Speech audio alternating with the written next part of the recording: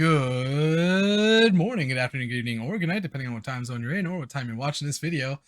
Hope all of you fantastic people are having an amazing Thursday. I know Ren dropped a new song. However, I will get to that one in a minute, which means probably tomorrow or Saturday, but I had been promising Genesis for a while.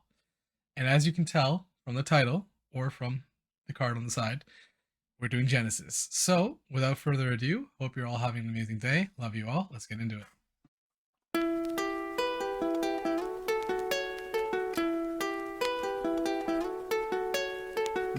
Ooh, okay. Before we get started, that looks delicious. And I haven't had dinner yet, so I'm getting hungry. But two, I love the music. It's got that bardic feel that we kind of got in Hyren, right? And like the way that he did Tales, it's got that same vibe to it, that same guitar plucking style, like you would expect from like Jaskier from the Witcher. Oh, that's so cool. But also just like I love this. It's basically him just hanging out, right? Like he's just eating, he's just having a good time. I like that.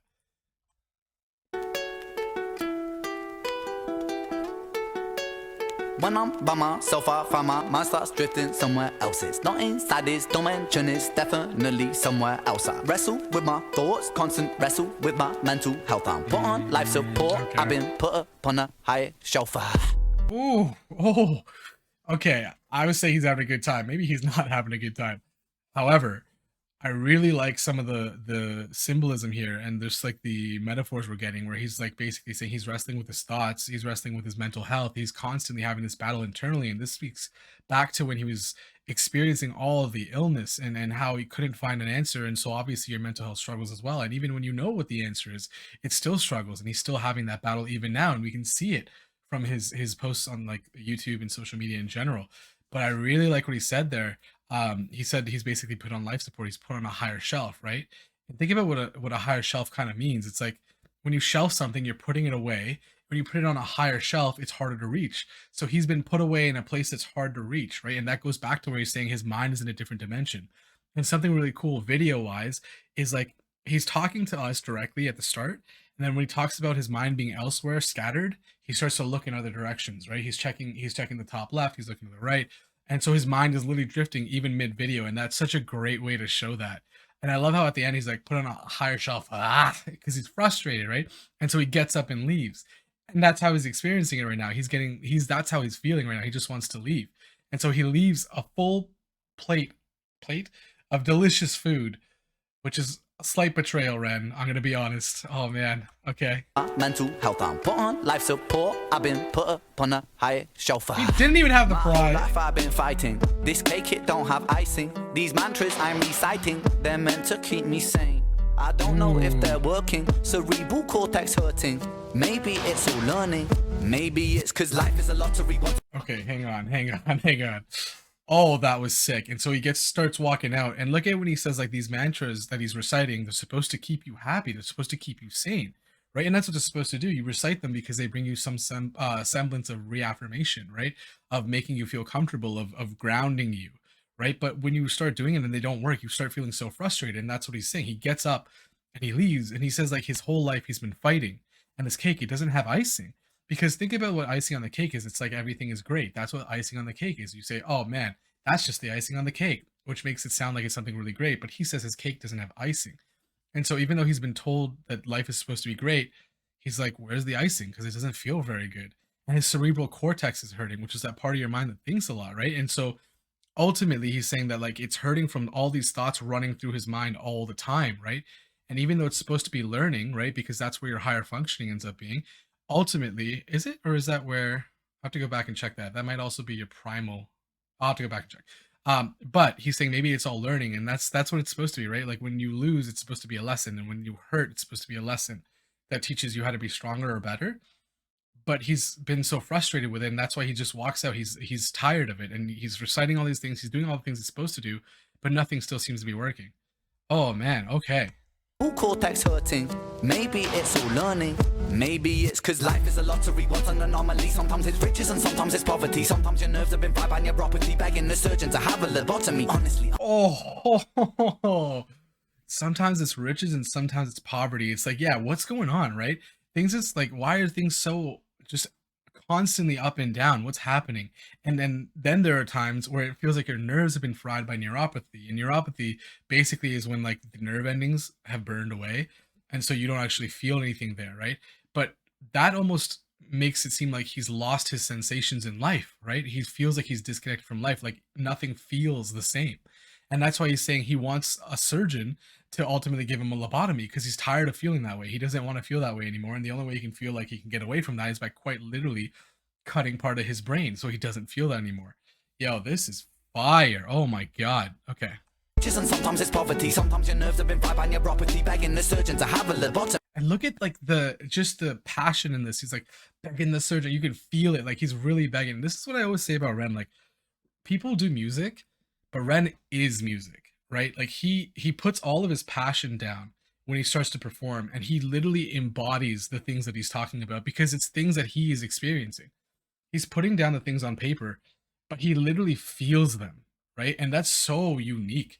And not to say that other artists aren't putting down their feelings, but when they perform, you don't necessarily see this type of connection with the music all the time, because it's sometimes it's more about the technicalities of it, the performance of it, right? His is about feeling the performance, not about delivering a good performance. It's about really getting into that mood and that setting of the song. And I love that because it pulls you right into the song and you're right there with him, and you can really connect with him because of that. So solid. Sometimes it's riches and sometimes it's poverty. Sometimes your nerves have been fried by neuropathy, begging the surgeon to have a lobotomy. Honestly, I'ma speak honestly. Life is ironically fucking me chronically. I have been ill in myself and it bothers me. License for killing myself, call me Connery. Oh, life is fucking me chronically. And when you think about that, he has a chronic illness, right?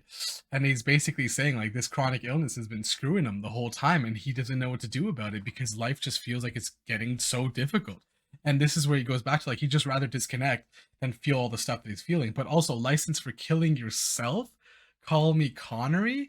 Damn, because Sean Connery, that's one of the James Bonds, right? Bond, James Bond.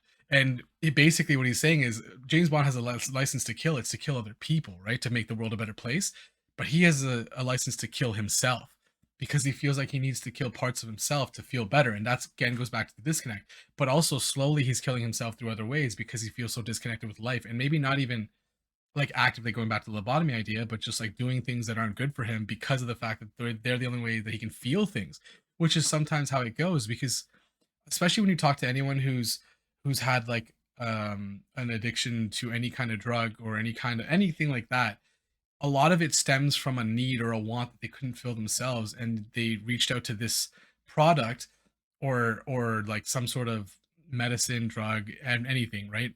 That you could use, and it gave you this feeling that was just different from yourself, and you connect with that. But slowly over time, kind of like we talked about in Chalk Outlines, it slowly tears you away from yourself, and that's how he's kind of killing himself. Yo, oh my God.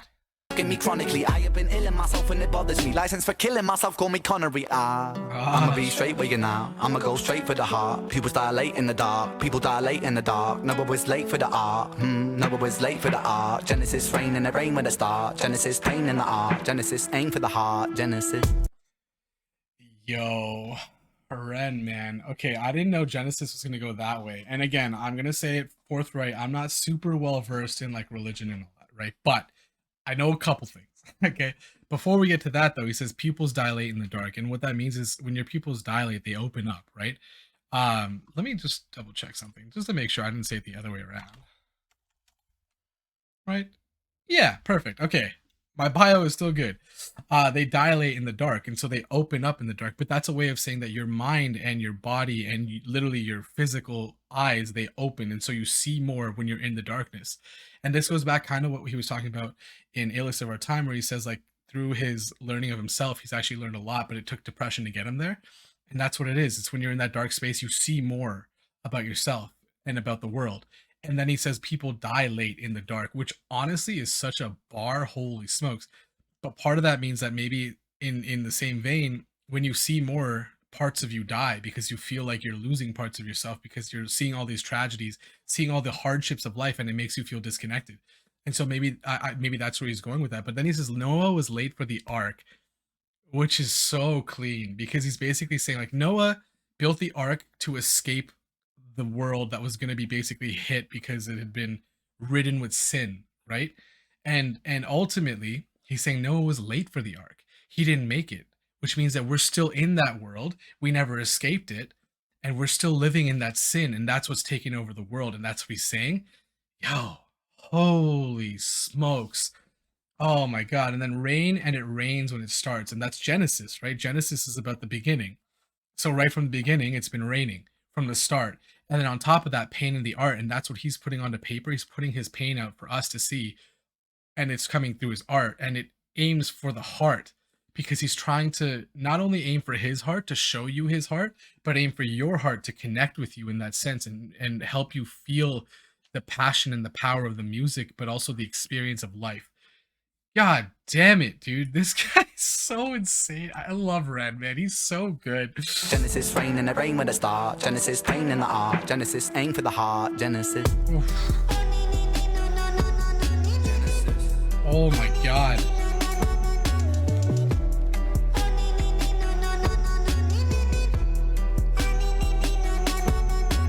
I love this too. Like after he left the place where he was just sitting and eating, about to eat, it's like this is when his mind started wandering, right? And this is literally what he feels like is happening in his head.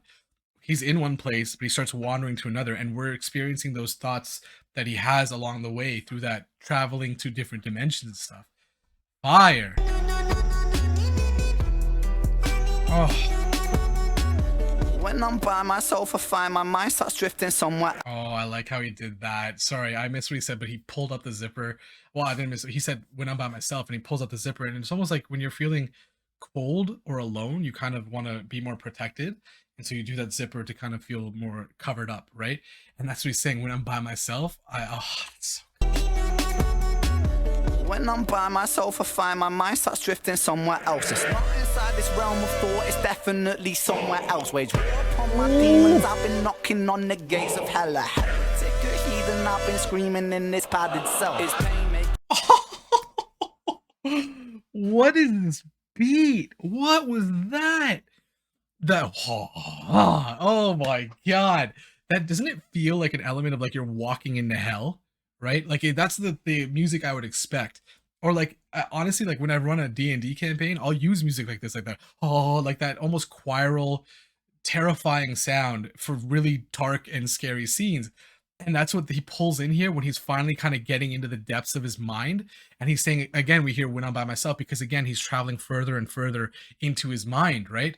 And then, oh, that's so cool. And he's saying he's waging war upon his demons. And we've seen that already, right? So not really much explanation there, but he's knocking on the gates of hell. And that's what it is. That's where that vibe of sound is coming from. It's hell. So internally, it's hell inside him right now, because he said he's battling his demons. He's wrestling with his own thoughts.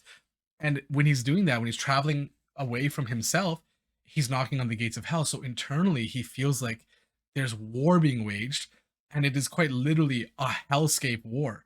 That is so good. Oh my god. And then he says, a heretic, a heathen, I've been screaming in the padded cell, because he feels like he's been trapped for so long. And in the world that we live in, this world of kind of chaos and sin, he feels like he's the trespasser. He feels like he's the heathen, because everyone else has gone along with it. Everyone else has said, yes, this is the world we live in, and been okay with it. But he has been going against it, and that's why he feels like he's going out of his mind, and yet still he's trapped in his mind. Bars. the gates of hell. A heretic, a heathen, I've been screaming in this padded cell. It's pain making my pain waking, it's painstakingly cold. My soul aching, my bones breaking when holding on to control. Wrap yellow tape round the body shape, put the body in the back, zip close. It's malignant, it's mutating, it's such a sight to behold. Oh my god, yo, holy, the visuals of that are so crazy. Like you're packing this body, and it starts to change and morph in front of you because you think it's supposed to be dead. Like that side of you that you wanted to put away is supposed to be dead. You've been holding on to control of that side of you, and you finally got into the body bag, and yet now it's starting to mutate and become something completely unreal. And part of it almost makes me think, like, when we go back to thinking about High Ren, like that dark side of him wasn't actually always entirely like necessarily the bad side. It was just a side he had to learn to live with. And that's what happened here. He tried to kill it off, but then it started to mutate, and it got worse because he tried to kill it off. And that's kind of what we're getting here, right? When you try to push away parts of yourself and you don't try to understand them, you just try to get rid of them, it doesn't work because they're still there. They're in your subconscious and they will bubble up to the surface. And that's exactly what's happening to him right now. When he tried to put it away, and now when he revisits those thoughts that he tried to put away in his mind, because there's no way to get them out forever. Now when he's doing that, they've changed, they've morphed, and they've become bigger and worse. And malignant goes back to, like, when you think of a tumor, a malignant tumor is one that spreads.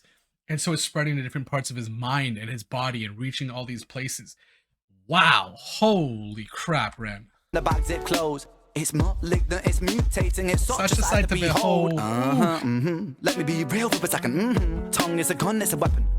Reload, blah blah, that. Beast mode, Armageddon. Yo, oh my god, let me be real for a second. Tongue is a weapon. Tongue is a gun, it's a weapon.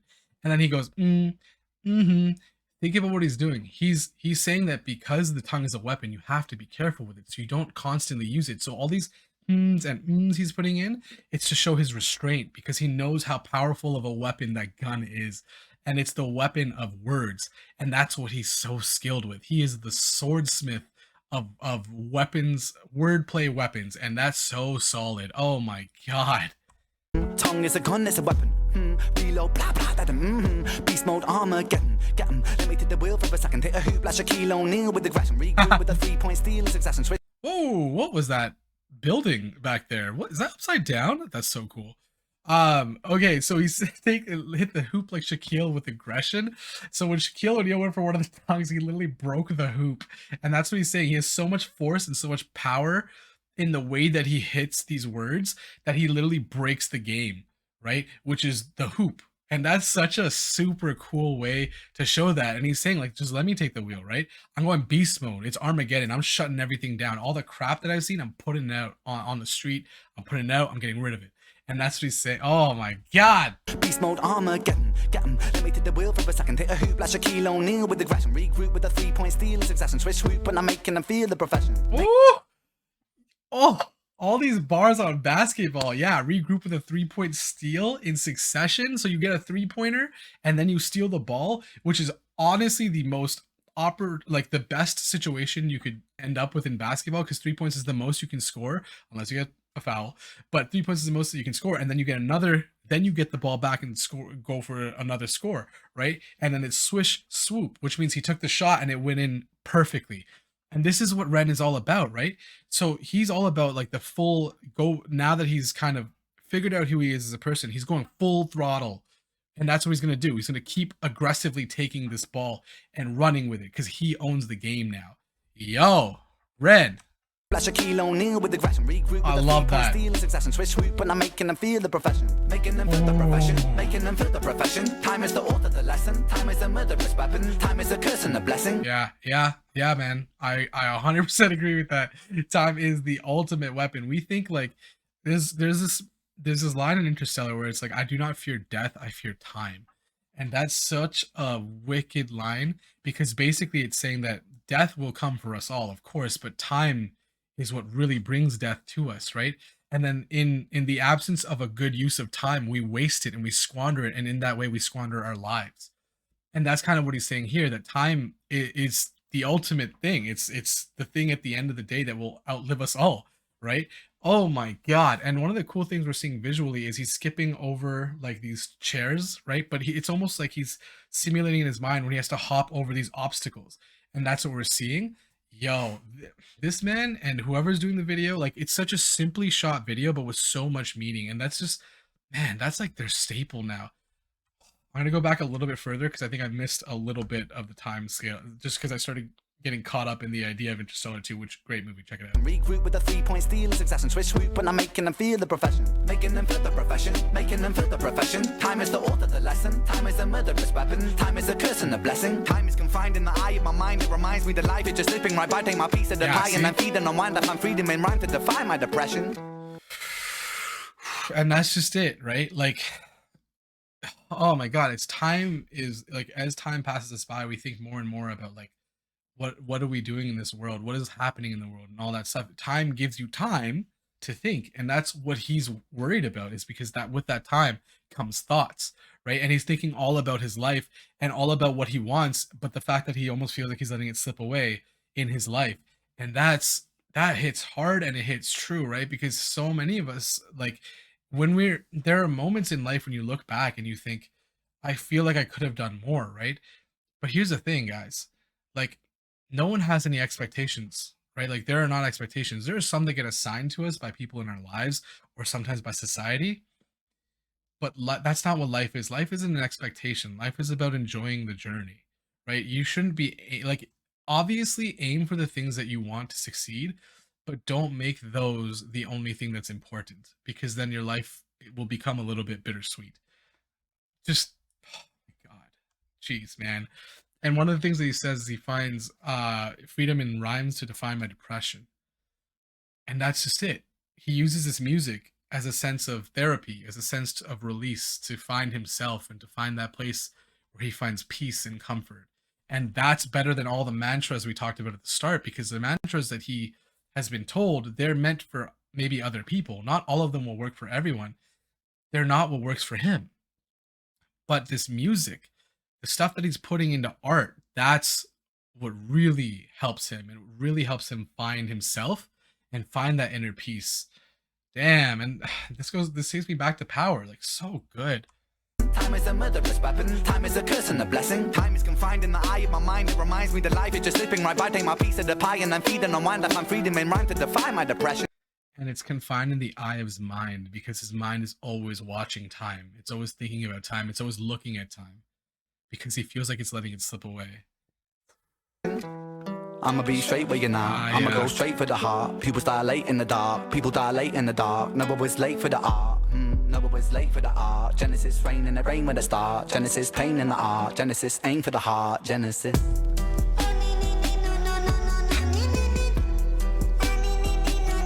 My God. Genesis.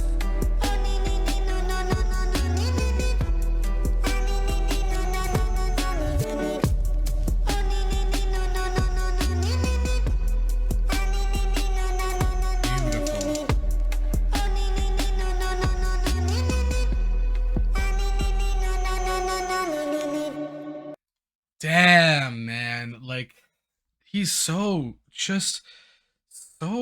good at articulating thoughts and experiences and emotions that all of us have, and putting them into words, and helping us understand ourselves through his own expression.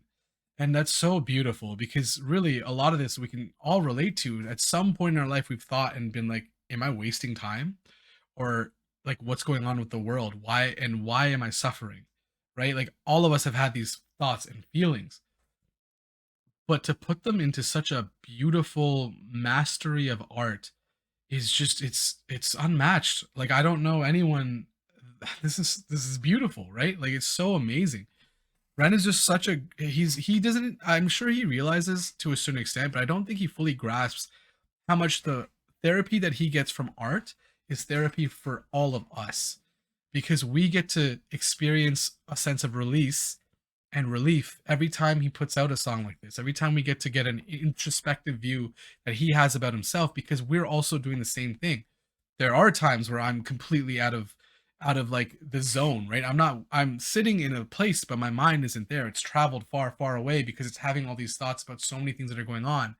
It's struggling with problems I have in my life. It's struggling with things I think about, like mistakes I've made, things I could have done, all these thoughts, right? And it's just, you have to refocus that though, because you want to use those things, right? Use those to fuel your own power, fuel your own, like, inner strength. And that's what those are. And that's why he says, like, I think time is a lesson. Time is a lesson, right?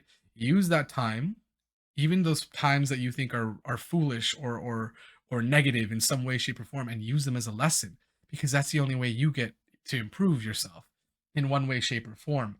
My God, like, Ren is awesome, man. I love this rabbit hole. I'm so glad that we've gone on this journey and it's going to continue, and it's so fantastic because I feel like I learn stuff about myself every time I watch a Ren video.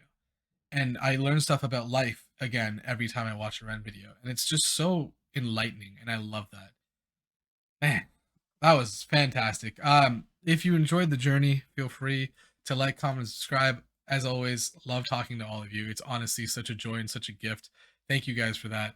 I hope your week is better than your day, your month is better than your week, and your year is better than your month. And until next time, love you all. See you on the next one.